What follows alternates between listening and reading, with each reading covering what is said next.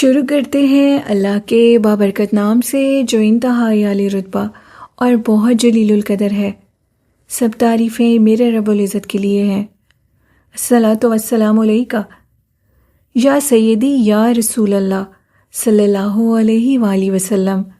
Scary Urdu tells کے معزز ناظرین کو السلام علیکم۔ آج کی سٹوری میرے ساتھ باسط نے شیئر کی کراچی سے۔ باسط کہتے ہیں میں آپ کے ساتھ کراچی سے ریلیٹڈ ایک سٹوری شیئر کروں گا۔ کراچی ویسے تو روشنیوں کا شہر ہے، بہت جوش و خروش بھرا ہوا ہے اس شہر میں، لیکن جیسے ہی سورج ڈھل جاتا ہے تو اس کی پرانی گلیوں میں بہت سی خوفناک کہانیاں رات کے ٹائم زندہ ہو جاتی ہیں، اور وہ کہانیاں، وہ سٹوریز حقیقت پر مبنی ہیں۔ کراچی کی جناح کالونی کی سے ریلیٹڈ ایک خوفناک واقعہ شیئر کروں گا جو کہ وہاں کے رہنے والے لسنرز آپ کے بخوبی جانتے ہوں گے۔ جناح کالونی کے اندر اکیلا تنہا اس کالونی کی ایک گلی کے اندر کارنر کا ایک گھر ہے جو کہ 50 سال سے وہاں پر اکیلا ہے، اور اس کی جو کہانی ہے وہ بہت خوفناک ہے۔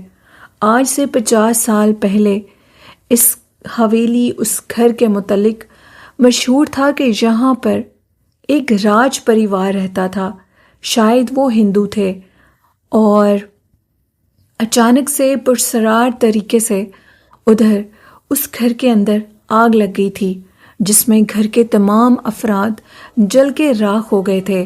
کوئی نہیں جان سکا کہ وہ آگ کیسے لگی، لیکن اس آگ نے ان سارے گھر والوں کو اپنی لپیٹ میں لے لیا۔ اس کے بعد آج تک گھر بالکل خالی، اور اس کے ارد گرد چاروں طرف جو جھاڑیاں ہیں وہ اس چیز کا ثبوت دے رہی ہیں کہ وہاں پر ضرور کچھ پرسرار ہے۔ مقامی لوگوں کا کہنا ہے کہ جب بھی اس گھر کے قریب سے گزرتے ہیں اندر سے چیخوں کی اور رونے کی آوازیں آتی ہیں، اور یہ ہمیشہ وہاں سے گزرنے والے لوگ اس چیز کی کمپلین کرتے ہیں کیونکہ وہاں پر جو لوگ جلے تھے ان کی چیخوں پکار کی آوازیں آتی ہیں۔ بہت سے لوگ اس گھر کے قریب سے جب گزرتے ہیں تو ان کو بہت سی خوفناک چیزیں بھی نظر آتی ہیں، جن میں کچھ ہیولے نظر آتے ہیں، آگ کے شعلے نظر آتے ہیں جو کہ ہوا میں ہوتے ہیں، اور اڑتے ہوئے اس گھر کی در و دیوار، ٹوٹے ہوئے دروازے اور جگہ جگہ سے اکھڑا ہوا رنگ اس چیز کی نشاندہی کرتا ہے کہ آج بھی اندر کچھ نہ کچھ ضرور پرسرار ہے۔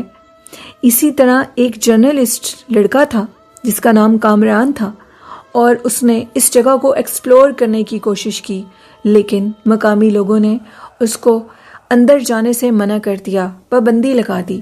لیکن گھر کے در و دیوار ٹوٹے ہوئے تھے، ونڈوز ٹوٹی ہوئی تھیں، جس کی وجہ سے وہ رات کے ٹائم اپنے ایک دوست کے ساتھ ٹارچ اور کیمرے لے کر اس حویلی نما گھر کے اندر داخل ہو گیا، جس کے متعلق علاقے کے لوگ بالکل نہیں جانتے تھے۔ مقامی لوگوں نے تو اپنا فرض ادا کر دیا کہ انہوں نے اس کو اندر جانے سے روک دیا، لیکن وہ شاید خود یہ نہیں چاہتا تھا کہ وہ بچ سکے۔ خیر، وہ وہاں پر اندر داخل ہوا اور پھر اس نے کچھ انکشافات کیے۔ جیسے ہی وہ اندر داخل ہوا، اندر کا ماحول اتنا گرم اور در و دیوار اتنی گرم تھی، یوں محسوس ہو رہا تھا کہ جیسے بہت زیادہ ہائی ٹمپریچر ہو۔ گرمیوں کے موسم میں ٹمپریچر پاکستان میں 50 تک جاتا ہے۔ معلوم ہو رہا تھا کہ جو اندر کا ٹمپریچر تھا وہ 70-80 تک تھا، اور شدید سردی کا موسم تھا۔ اس لڑکے کامران کے ساتھ اس کا ایک دوست بھی تھا جو کہ اس کی ساری عکس بندی کر رہا تھا۔ در و دیوار جل کے راکھ ہو چکے تھے۔ انہوں نے کافی حد تک نیچے والے پورشن کو، جو نیچے تھا، اس کو ایکسپلور کر لیا تھا، اور ان کے مطابق یہاں سے جو چیخیں اور خوفناک آوازیں آتی ہیں وہ بالکل جھوٹ ہے۔ ابھی وہ اسی کشمکش میں تھے تو دوست نے کہا کہ کیوں نہ ہم اس کے اوپر والے پورشن کو بھی ایکسپلور کرتے ہیں۔ جب وہ اوپر والے پورشن میں گئے تو ان کو اوپر والے پورشن کے اندر داخل ہوتے ہی سیڑھیوں سے ایک دیوار کے اوپر تصویر نظر آئی۔ تصویر ایک بچی کی تھی۔ کامران نے اپنے دوست کو جب آواز دی اور اس کو بلایا تو وہ پیچھے نہیں تھا۔ اس نے پیچھے سے پلٹ کے دیکھا تو پیچھے اس کا دوست تو نہیں تھا، لیکن ایک چھوٹی بچی کھڑی تھی جو کہ ریڈ کلر کے فراک میں تھی۔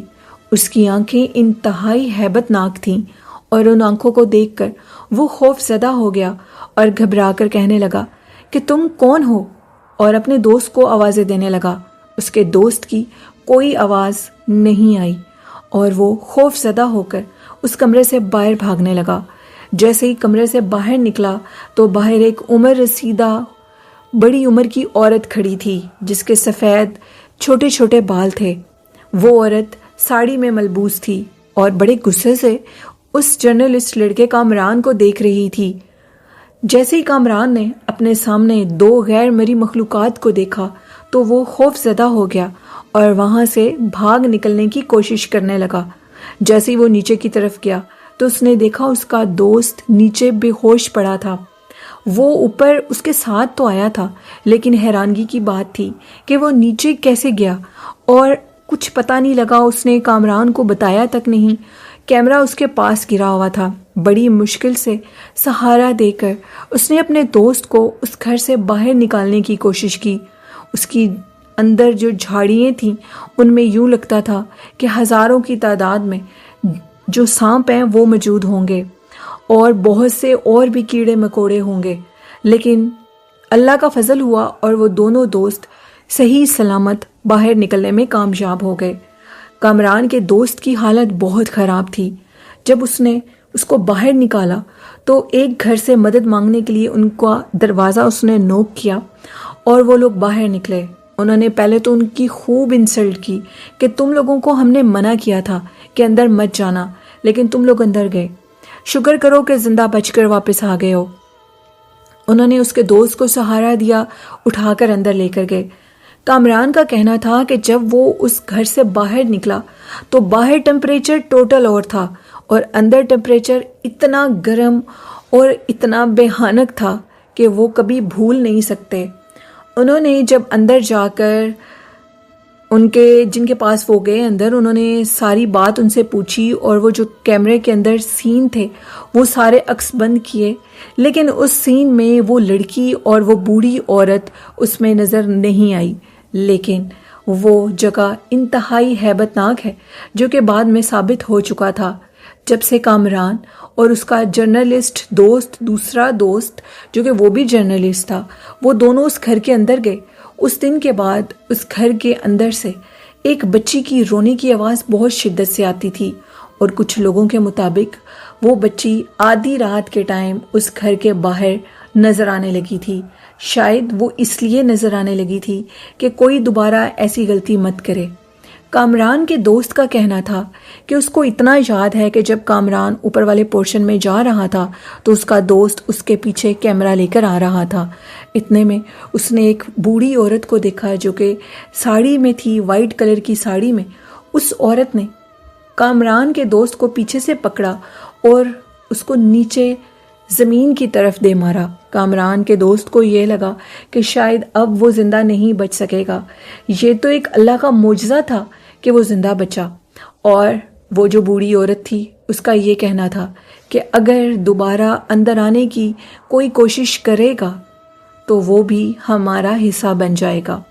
وہ سارے سین تو اس میں تھے، لیکن وہ بوڑھی عورت اور وہ بچی جو کہ اس میں عکس بند نہیں ہو سکی، جس کی وجہ سے وہ جو کامران کا دوست تھا وہ بھی نیچے گرا، اور وہ جان کی بازی تو نہیں ہارا، لیکن اس کے ساتھ یہ ہوا کہ وہ بہت زیادہ ڈرنے لگا، اور اس دن کے بعد اس نے کامران کے ساتھ کہیں بھی جانے سے انکار کر دیا، اور اپنی جان بچا کر وہ اس گھر سے اور اس محلے سے نکل گئے۔ جناح کلونی کراچی کے اندر آج بھی وہ گھر مشہور ہے، اور وہ اکیلا ایک کارنر کے اوپر ہے۔ وہ انتہائی بھیانک اور خوفناک گھر ہے۔ کہا جاتا ہے کہ جہاں ایک موت ہو اور لوگ وہاں سے چلے جائیں تو وہ جگہ اسیب زدہ ہو جاتی ہے، تو پھر ادھر تو پورا خاندان جل کے راکھ ہو گیا۔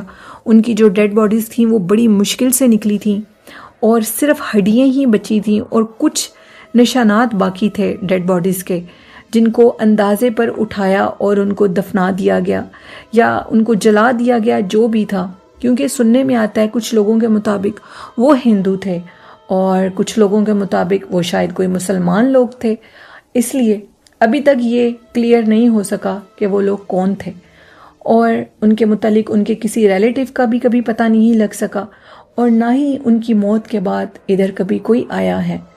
تو یہ کہانی تھی باسط کی۔ باسط کا جو سٹوری انہوں نے بتائی وہ سٹوری بالکل حقیقت ہے، کیونکہ جس جگہ پر ڈیتھ ہوتی ہے، حادثاتی موت ہوتی ہے، وہ جگہ اکثر اسیب زدہ ہو جاتی ہیں۔ ایسا کیوں ہے یہ تو اللہ ہی بہتر جانتا ہے، لیکن شاید وہ جگہ منحوس ہو جاتی ہے۔ اس جگہ پر جو حادثہ ہوتا ہے، بعض دفعہ جنات بھی ایسی جگہوں پر آ جاتے ہیں لوگوں کو ڈرانے کے لیے، اور وہ جگہیں بھاری ہو جاتی ہیں۔ اسی طرح سرگودے میں بھی ایک جگہ ہے، سرگودا شہر میں، ادھر جو فیصل آباد روڈ کا ایک سکول ہے جو کہ کافی ہانٹڈ فیمس ہے۔ جو سرگودا میں فیصل آباد روڈ ہے اس پر بہت سے ہانٹڈ واقعات لوگوں کے ساتھ ہوتے ہیں، جن میں ایک ہمارے بھی جاننے والے تھے، اور ان کا کہنا تھا کہ ان کے گھر کچھ ریلیٹیوز آئے تھے اور انہوں نے کسی کام کے لیے فیصل آباد روڈ کی طرف جانا تھا، تو جن کے گھر وہ لوگ آئے ہوئے تھے ان میں سے ایک فیملی والے ان کے ساتھ چلے گئے موٹر سائیکل پر۔ مغرب کا ٹائم تھا اور وہ جو انکل موٹر سائیکل چلا رہے تھے ان کے ساتھ حادثہ پیش آیا۔ حادثہ اس طرح پیش آیا کہ موٹر سائیکل چلاتے چلاتے اچانک ان کے سامنے ایک لڑکی آ گئی، اور وہ عورت ٹائپ جو بھی وہ چیز تھی وہ ان کی آنکھوں کے سامنے ہوا میں اڑنے لگی، اس کے پاؤں فلوٹنگ کرنے لگے، اور اس کو دیکھ کر ان کا جو موٹر سائیکل تھا وہ درخت میں جا کر لگا، اور ان کا بہت برا ایکسیڈنٹ ہوا۔ آنکھیں سوج گئی، سر سوج گیا، سارے فیس پر نیل بن گئے۔ جب ان کو ہوش آئی تو انہوں نے کہا کہ وہ چیز جو مخلوق تھی وہ انہوں نے جو فیصل آباد روڈ کے اوپر کالج ہے یا اسکول ہے آئی تھنک، اس میں سے وہ باہر نکلی ہے اور وہ میرے موٹر سائیکل کے سامنے اچانک سے آئی ہے۔ میں نے کافی کوشش کی کہ میں بریک لگاؤں، موٹر سائیکل کو روکوں، لیکن کچھ بھی نہیں ہو سکا، اور میرا جو موٹر سائیکل تھا وہ جب ایک درخت میں جا کر لگا تو مجھے پھر اس کے بعد کچھ ہوش نہیں رہی۔ وہ اتنی خوفناک تھی، اس کو دیکھ کر میں خوف زدہ ہو گیا تھا۔